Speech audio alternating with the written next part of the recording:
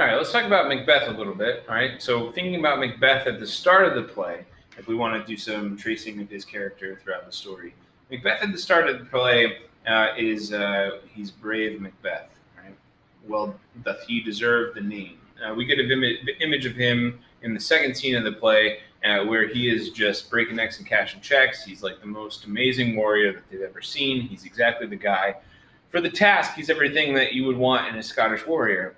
Quickly, though, he gets pulled into these kind of paradoxical circumstances, as you recall us discussing, and the ghoulish, paradoxical atmosphere of the opening of the play, fair is foul and foul is fair, now ultimately transcends into his own being, as given these prophecies, he's now forced to struggle with this sense of, initially, he says it cannot be good, cannot be ill.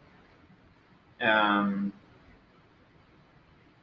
if ill, why has it given me earnest of a truth commence, or why isn't it giving me earnest of success commencing in the truth? I am Thane of Cawdor.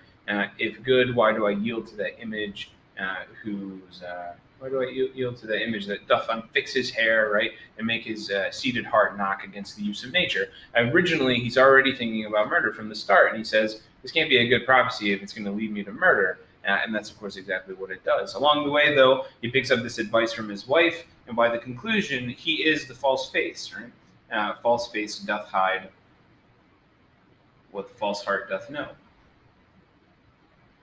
And in this way, he becomes a paradox himself, lying to himself and believing that he, like his wife, who was already asked to be separated from her humanity, can be separated from the effect of the act receiving the crown and the act itself, that he can kill and not have it bother him, not have him get in the way of his conscience. Right.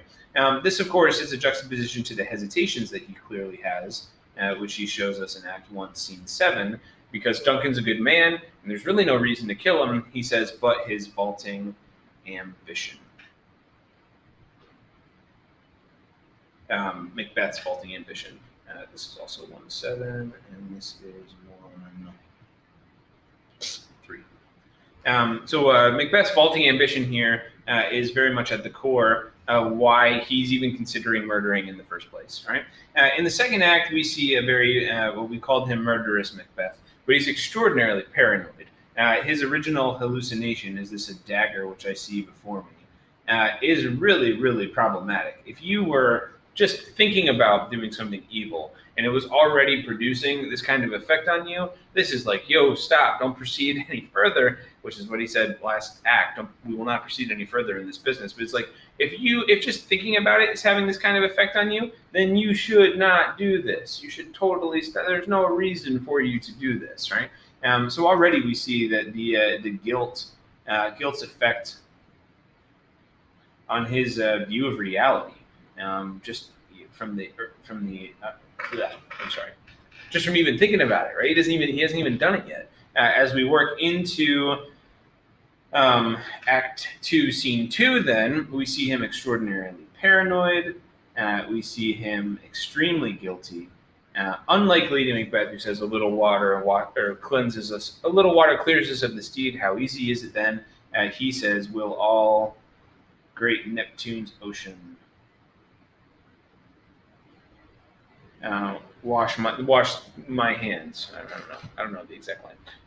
Will all the great Neptune's ocean be able to wash the blood off of his hands? And he says no, but rather his the green would make the ocean incarnadine, turning the green one red, meaning his hand dipped in would cause all this blood throughout the ocean. He also says, "Wake, Duncan, with thy knocking, I would thou couldst." Almost immediately, almost instant regret here in Act 2. By the time we get into Act 3, we see Macbeth very much dwelling in these various contradictions. And those contradictions, of course, deal with his view of fate, right? Where he wants to stand against fate, but he also wants fate to help him. And neither of those things make sense, because that's not how fate works. And then this idea of solving guilt with more guilt. Sorry, this is so sloppy. Where he's going to kill Banquo to try to deal with this sense that he knows he's already He's already given up the vessel of his peace, right? Put rancors in the vessel of his peace and given mine eternal jewel to the common enemy of man for Banquo, to make the seed of Banquo kings, right? This struggle that he has in these contradictions. He speaks with his wife, says, "Full of scorpions is my mind, dear wife." Here in Act 3, Scene 3, Act 3, Scene 2.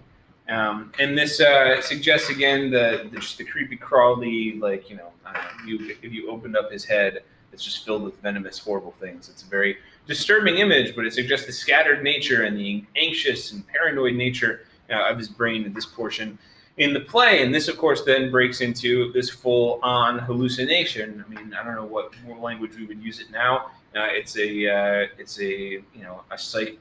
psychic break from reality. It's a horrible moment where he sees things that aren't there, right? And in doing so, his public meltdown is proof of his private machinations, that he has clearly done something awful, and that is now having its full effect here in front of everybody.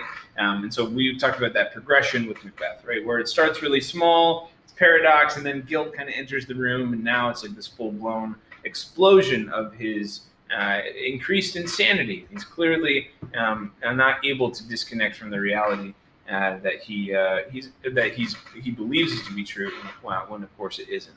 By Act 4, then, we see a real awful movement for Macbeth in his worst murder yet. So if you look at Duncan, certainly we can say, okay, it's wrong to kill Duncan. He has no reason but his vaulting ambition. But Duncan's murder is necessary to become king.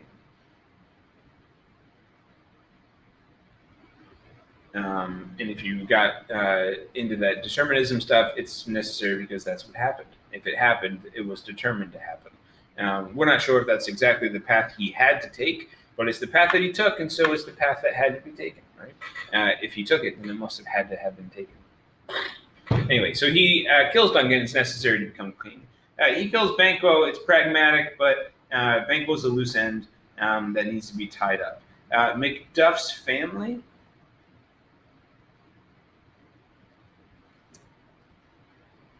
Is there any political benefit? Is Macduff's family a part of the prophecies? He's been told, beware Macduff. He hasn't been told, beware baby Macduff, little Macduff. He hasn't been told any of that, right? And yet he does this horrible action. This action that even by any standard is horrific.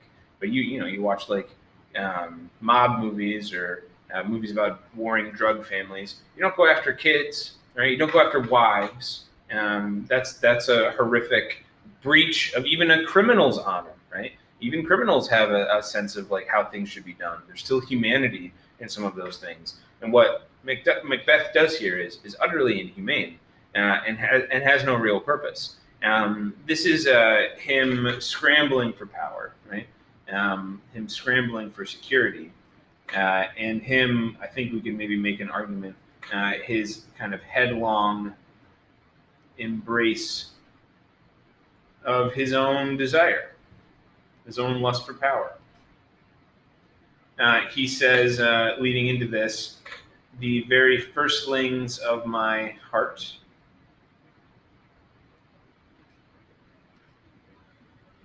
will be the firstlings of my hand, here in Act 4, Scene 1. Unlike previous times with Macbeth, where he hesitated or where he was afraid of things, he says, not anymore. I'm not going to think about it. I'm not going to give myself time to cool down, right? Even with Banquo, he's like, maybe that happened because I felt really guilty about it and I processed about it, and then I hallucinated him. So he's like, I'm not going to do it anymore. I'm just going to set my mind, right? I'm not going to let my mind waver in all these places. If I think it's what I should do, if that's my instinct, then that's what I'm going to do. And so now he sets his mind to this awful task and doesn't allow it to cool off in any way.